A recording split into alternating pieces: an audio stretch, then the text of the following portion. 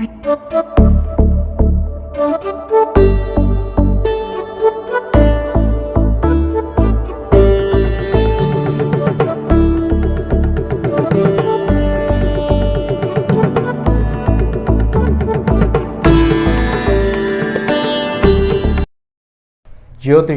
पतये नमः। मित्रों, आप सभी का हार्दिक स्वागत और अभिनंदन है।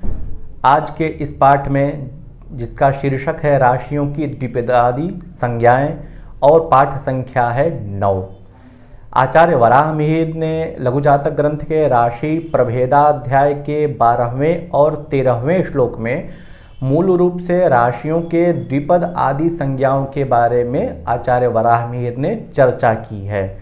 तो उसी से संबंधित यह पाठ है और यह वीडियो भी उसी पाठ से संबंधित है। और इस वीडियो में आपको बताया जाएगा कि कौन सी राशियां द्विपद हैं, कौन सी राशियां चतुष्पद हैं, कौन सी राशियां कीट हैं, कौन सी राशियां जलचर हैं और इनका प्रयोजन क्या है।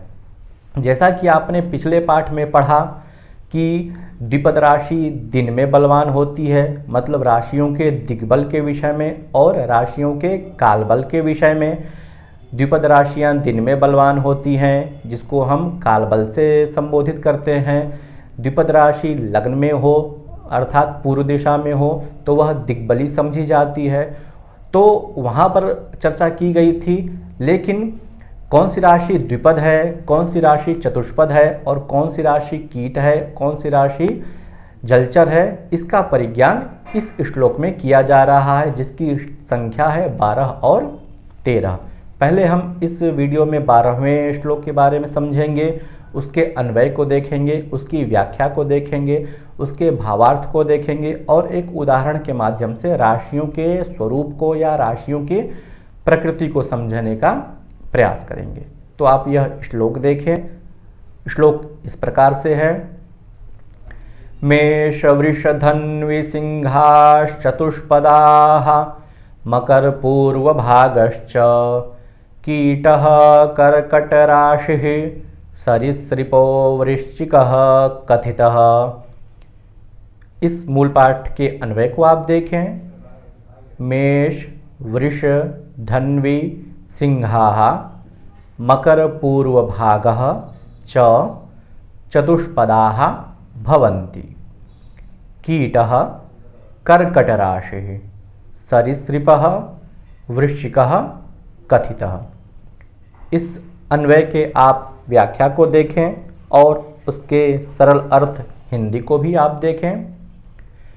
मेष वृष धन्वी सिंहाः अर्थात मेष वृष धनु सिंह राशयः अर्थात मेष वृष धनु और सिंह राशियाँ। मकर पूर्व भागः मकर राशेः पूर्वः भागः अर्थात मकर राशि का पूर्व का भाग, मतलब पूर्वार्ध का भाग जो 0 से लेकर के 15 अंश तक का होता है। च तथा अर्थात और। चतुष्पदाः चतुष्पद संज्ञकाः अर्थात चतुष्पद संज्ञक, मतलब पशु कह लें उसे सामान्य भाषा में, होते हैं। भवन्ति। कीटः कीट संज्ञकः अर्थात कीट संज्ञक, जिसे हम कीट पतंग इत्यादि कहते हैं, वह संज्ञा है उसकी। कर्कट राशि कर्क राशि अर्थात कर्क राशि। सरीसृपः सरीसृप संज्ञकः अर्थात सरीसृप संज्ञक, मतलब जो सर्प इत्यादि हैं वह सरीसृप संज्ञक समझे जाते हैं। वृश्चिकः कथितः अर्थात वृश्चिक को कहा गया है। कथितः प्रोक्तः, मतलब वृश्चिक को सरीसृप कहा गया है। आपको इस प्रकार से समझना चाहिए। तो यह हुई इसकी सरल व्याख्या।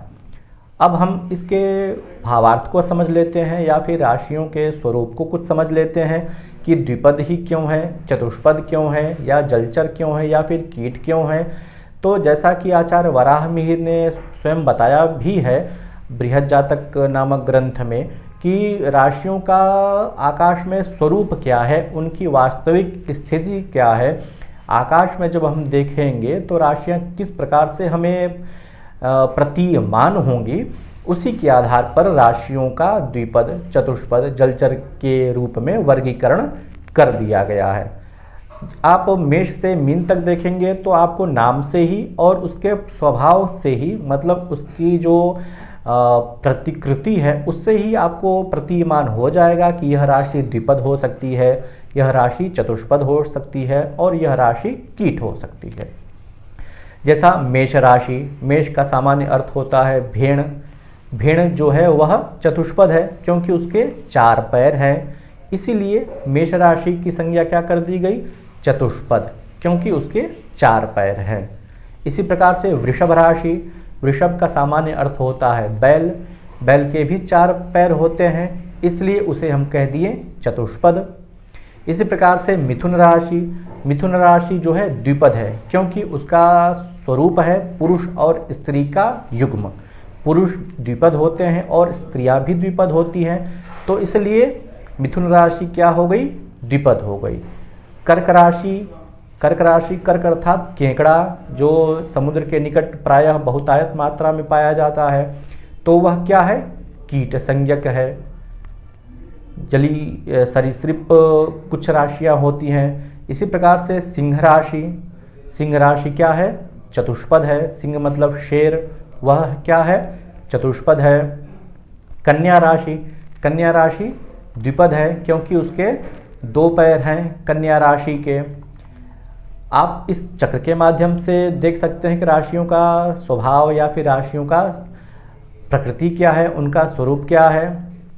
तुला राशि आप देखें, तुला राशि भी द्विपद है। क्यों, क्योंकि तुला राशि मतलब तुला जो तराजू होता है उसके 2 स्तंभ होते हैं, दोनों ओर से वह प्रतीयमान होता रहता है, इसलिए वह द्विपद है।